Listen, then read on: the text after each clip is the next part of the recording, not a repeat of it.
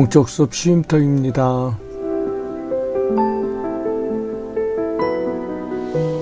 강릉 하슬라디오 청취자 여러분 안녕하세요.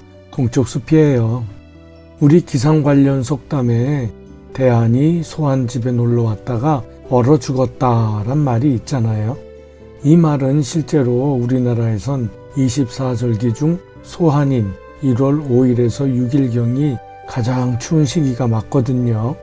그런데 올해는 대한이 글자 그대로 소한 때보다 훨씬 추운 기간을 보이고 있네요. 이것도 일종의 기상이변이 아닐까라는 생각도 들어요. 그래도 겨울이 마냥 따뜻하기만 한 것도 여러 면에서 바람직한 것은 아니죠. 겨울이 따뜻하면 농사에 피해를 주는 해충이나 병원균 같은 것이 왕성해질 위험도 있고요. 오늘 쉼터에서는 바가지 상원의 종말로 이야기해요. 바가지 상원은 제가 사물을 인식하기 시작한 때로부터 노인이 되기까지 한평생 듣고 있는 몇 안 되는 사회현상 중 하나네요.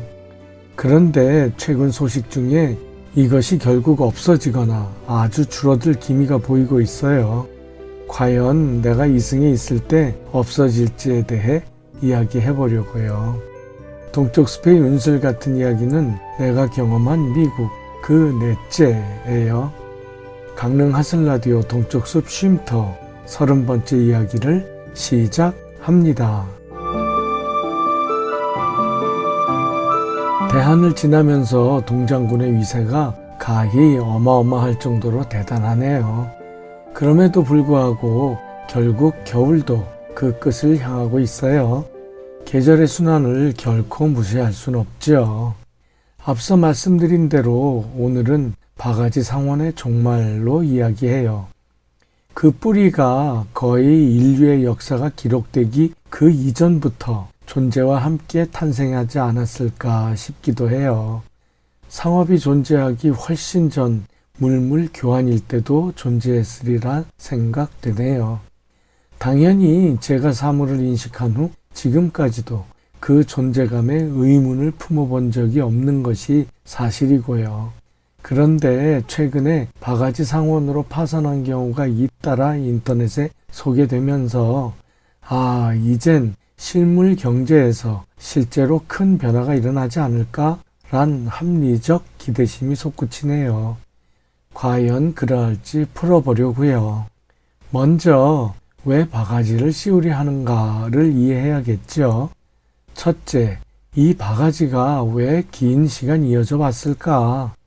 그 이유는 나쁜 사람 몇 명의 문제가 아니라 구조와 심리가 맞물려 계속 재생산되는 현상이기 때문이래요.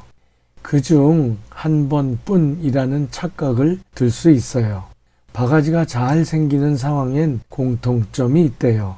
관광객, 외지인, 단기 방문자인 경우, 다시 말해 재방문 가능성이 낮은 고객, 또 정보 비대칭이 큰 상황, 예를 들면 가격을 잘 모르는 경우예요.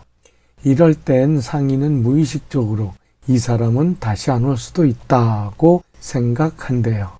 그렇다면 장기 신뢰보다 단기 이익을 바라보는 유혹이 커질 수 있고 행동 경제학에서 말하는 일회성 거래의 도덕적 해이가 발생해요.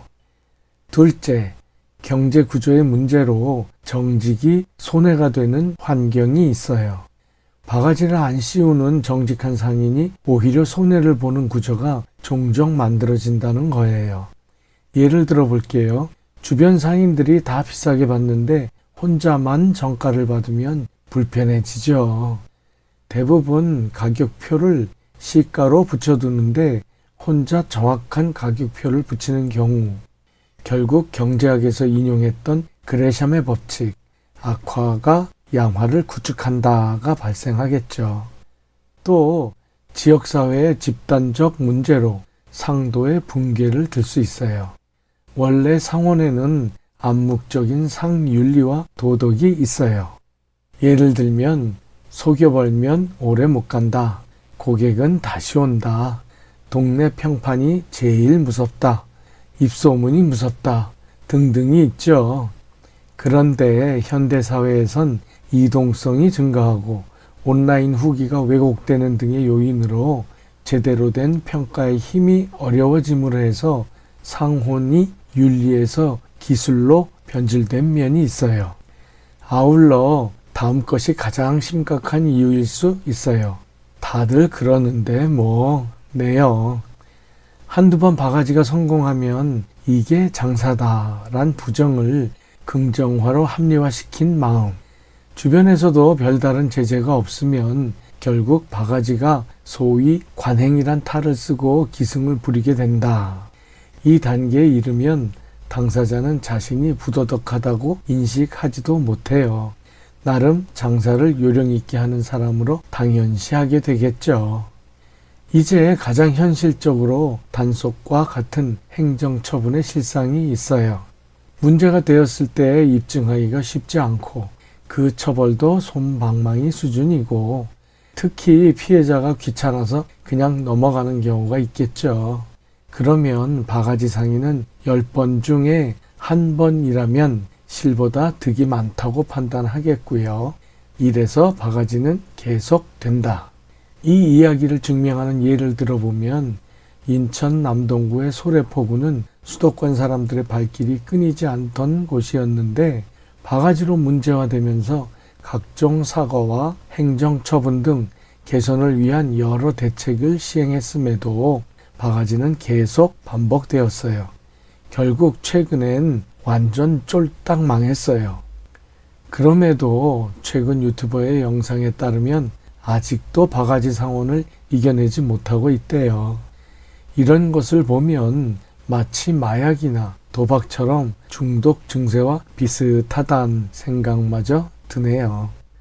그런데 앞서 말씀드린 여러 이유 중에는 과거와 달리 현재는 SNS, 소셜 네트워크 서비스의 영향력이 압도적으로 커진 지금과는 다른 면이 있다고 생각되네요. 그런데도 왜 바가지는 계속될까? 여기서 잠시 국립국어원에서는 SNS를 우리말로 누리소통망이라고 부른대요.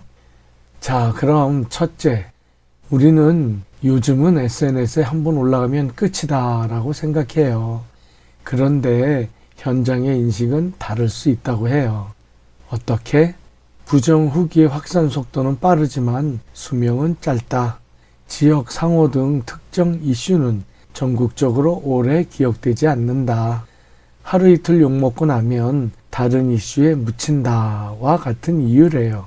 그러니까 상인 입장에선 망한다가 아니라 잠깐 시끄럽다 정도로 인식한다는 것이네요. 그럴 수도 있을 것 같아요. 개선되지 않고 손님이 없어도 지속하는 것을 보면 말이죠. 그 다음엔 SNS는 처벌이 아니라 소음에 가깝다고 생각한대요. 이유는 법적, 행정적 불이익이 바로 연결되는 것은 아니고 SNS로 문제되었던 상가들이 실제 매출 감소로 체감되지 않는 경우가 많고요. 오히려 네거티브로 유명해졌다란 역효과까지 나타난 경우가 있대요. 그러니 SNS의 문제는 위협이 아니라 그저 리스크 정도로 관리된다는 것이죠. 단적으로 욕 좀 먹어도 모르는 손님은 또 온다가 성립한다는 것이네요. 이와 관련해서 나만 안 걸리면 된다는 확률 게임으로까지 생각한대요. 결국 관광객 수천 명 중 몇이나 SNS에 올릴까? 그 글을 소비자가 얼마나 볼까? 봤다 해도 의사결정에 실제 영향을 미칠까? 등등 상인은 아전인수격으로 확률은 낮고 수익은 즉각적이다란 결론에 이르게 된다네요. 또 이런 이유도 있대요. SNS에 이런 류의 정보가 넘쳐나다 보니 또 바가지, 관광지가 다 그렇지 등등 사람들이 바가지에 대해 분노보다 둔감해지고 피로해져서 관심이 줄어든다는 것이에요. 결국 원인에 대한 부당함의 바로잡기보다 그저 때가 되면 나타나는 연례 행사로 퉁쳐버리는데 그치기 때문이고요. 결국 SNS에 제기되는 문제는 대부분 가계를 특정하는 수준이 되는데, 물론 소래포구나 속초의 대포항, 울릉도 등의 집단적 사례도 있지만 개별 상가의 경우 그 상가는 망해도 다른 상가들이 그 바가지를 이어간다는 한계가 있는 것이죠. 결국 개인은 교체되지만 그 구조는 유지가 된다가 되네요. 결국 SNS 시대에도 바가지 상온이 사라지지 않는 이유는 도덕적 제재는 되지만 실질적 손해로 직결되는 구조가 아니기 때문이란 것이네요. 그렇다면 이토록 끈질기게 지속되는 바가지 상온이 종말을 맞이할 듯 싶다는 생각이 왜 들까요? 제 생각의 결론부터 말씀드리면 실제로 소비자들이 부당함을 개선하기 위한 실행에 옮겼다는 것이에요. 결국 SNS의 긍정적 요인이 극대화되는 현상을 우리가 제대로 실행하고 있다는 것이죠. 그 원인을 저는 SNS의 부정적인 요인들, 예를 들면 가짜뉴스, 개인 혹은 집단의 이익 극대화를 위한 무차별 공격, 아니면 말고 등등등을 모두 겪고 난 똑똑한 대한국민들이 집단 각성한 결과라고 생각해요. 어느 것이 된장이고 어떤 것이 똥인지 명확히 구분할 수 있게 되었다. 그 말이네요. 실제로 최근에 앞서 말씀드린 인천 소래포구, 속초 대포항, 서울 광장시장, 울릉도 삼겹살, 각종 지역 축제 등등 여러 가지가 있어요. 실제로 대부분 방문객이 현저히 줄어들었고 울릉도 같은 경우는 배편까지 궁할 정도로 영향을 받고 있네요. 그러다 보니 지난해 강릉 단오제에서 행했던 음식업은 잘 관리되었던 기억이 나네요. 강릉도 대표적 관광지로 지금까지 전국 이슈로 문제되었던 것은 극소수였고 그나마 최근엔 전혀 없는 것으로 나타나 관광 강릉의 위상을 높이고 있어요. 감사한 일이에요. 이젠 SNS상에 문제가 되어 올라간다면, 그것이 반복 확인된다면 아마도 계속해서 장사를 이어가긴 정말 어려울 것이에요. 그만큼 과거와는 다르게 대한국민의 불의에 대한 엄정한 판단은 점점 지엄하게 높아질 것이 확실해요. 그래서 현재의 세계 전체를 놓고 볼 때 유일무이한 두 분 대통령의 합법적 탄핵을 성공시킨 저력이 있기 때문이에요. 결코 무시할 수준이 아닌 것이죠. 이것이 바가지는 결국 대한민국에서 사라질 것이라고 보는 이유네요. 이어서 동쪽 숲의 윤슬 같은 이야기가 이어집니다. 동쪽 숲의 윤슬 같은 이야기, 내가 경험한 미국 그 넷째. 동쪽 숲의 윤슬 같은 이야기는 내가 경험한 미국 그 넷째로 이야기한다. 동쪽 숲 찾지 보니에서 샌프란시스코를 아시나요? 에서 소개한 것처럼 과거 미국은 세계의 모범이 될 만한 다양성과 포용성이 공존하는 아름다움을 지닌 아메리칸 드림이 있었다. 물론 인종차별과 같은 명백한 단점들도 존재하지만 장점만 가진 나라가 어디 있을까? 결국 좋고 나쁨의 경계선은 51대 49, 단 2%의 싸움으로 귀결되는 것이 아닐까 한다. 지금까지 3번에 걸쳐 미국에서 지낸 짧은 기간에 경험했던 것을 되돌려 봤다. 경험한 것을 전부 전달한 것은 아니지만 그 대부분을 전달한 것으로 생각한다. 이제 그 마지막 시간으로 미국에서 경험했던 미국의 선거와 행정에 대해 이야기한다. 그런데 그 선거가 어떤 선거였는지 명확하게 기억나지는 않는다.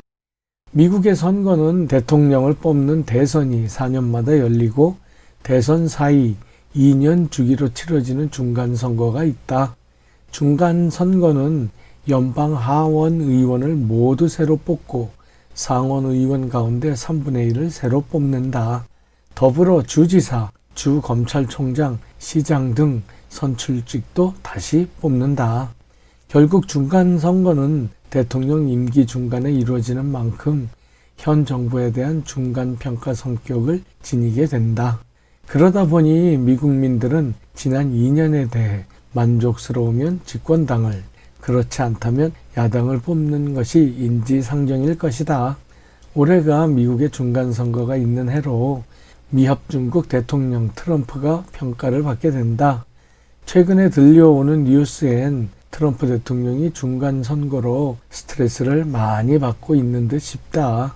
공교롭게도 현재 미국에서 아이스가 미국민 살해 문제로 떠들썩한 곳이 바로 미네소타다.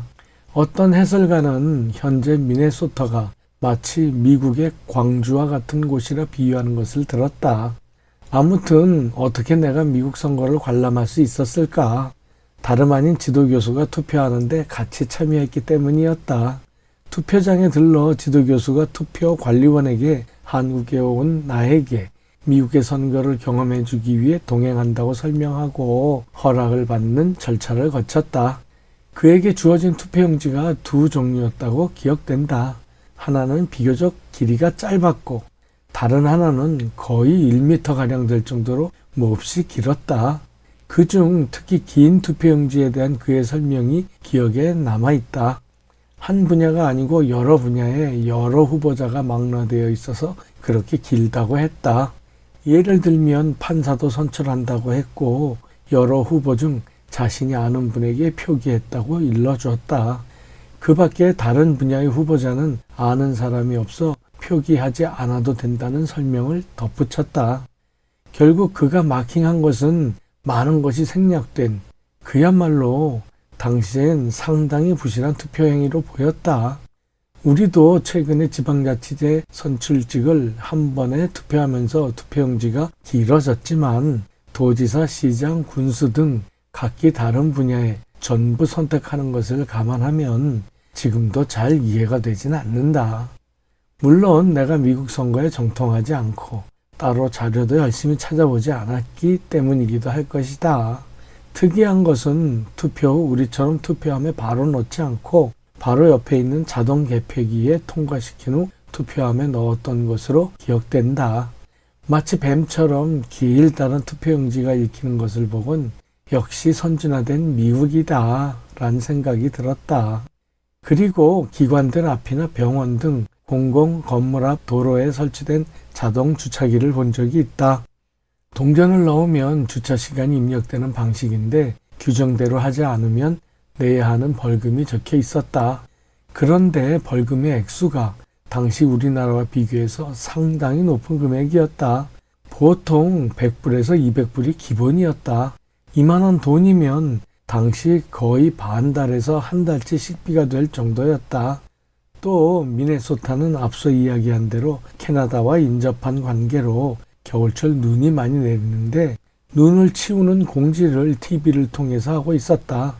몇 월, 며칠, 몇 시, 무슨 스트리트에서 어디까지 차를 비워둘 것 하면 미처 보지 못하고 차를 빼놓지 못하면 그대로 고액의 벌금이 부과된단다. 이런 것을 보면 당시 미국인들의 준법 정신이 강한 것은 그들의 시민의식이 높아서도 있겠지만 강한 처벌에 대한 영향도 무시할 순 없겠다란 합리적 생각이 들었다. 과거 미국에서의 경험을 바탕으로 네 번째 이야기로 미국 시리즈를 마감하네요. 과거 경험했던 미국과 현재를 비교하면 그 차이에 격세지감을 느끼지 않을 수 없어요. 2차 세계대전 이후로 새로운 세계 질서를 구축하고 이끌어온 미국이란 존재가 국운의 변화인지 자연의 순리인지 과거와는 다른 모습을 보이고 있는 현재, 어느새 익숙해진 질서가 흐트러지는 것에 일부 걱정도 되고 뭔가 낯섦을 마주하게 되네요. 지금까지의 미국과 같은 초거대 국가보다 새로운 가치 기준을 지닌 리더국의 등장이 요구되는 것이 필연이고 그 중 하나가 바로 우리가 될 것임이 진지하게 느껴지는 것이 그렇게 낯설지 않네요. 그렇죠?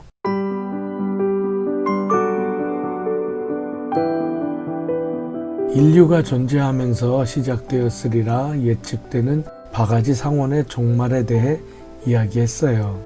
최근 BTS가 2년간의 군복무를 잘 마치고 완전체로 복귀하면서 월드 투어를 예고했네요.